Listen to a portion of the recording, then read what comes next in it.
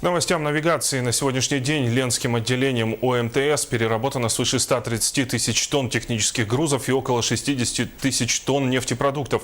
Такие показатели намного превышают данные за аналогичный период прошлого года. Подробности в следующем сюжете. Ударными темпами идут работы на базах Ленского отделения ОМТС. На данный момент предприятием принято свыше 135 тысяч тонн технических грузов.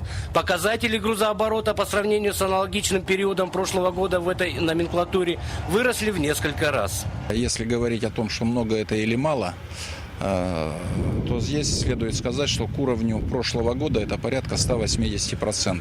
На 110% к уровню прошлого года возросли и поставки горюче-смазочных материалов. По линии УМТС на нефтебазе принято около 60 тысяч тонн нефтепродуктов. По сравнению с прошлым годом выросли и общие плановые показатели навигационной страды.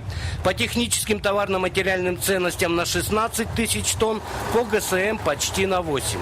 Если в прошлом году было у нас в плане 304 тысячи тонн переработки грузов, технических грузов, и 172 тысячи горюче-смазочных материалов, светлые нефтепродукты, масла и так далее, то в этом году технических грузов нам необходимо переработать порядка 320 тысяч тонн, и наливных грузов порядка 180 тысяч тонн.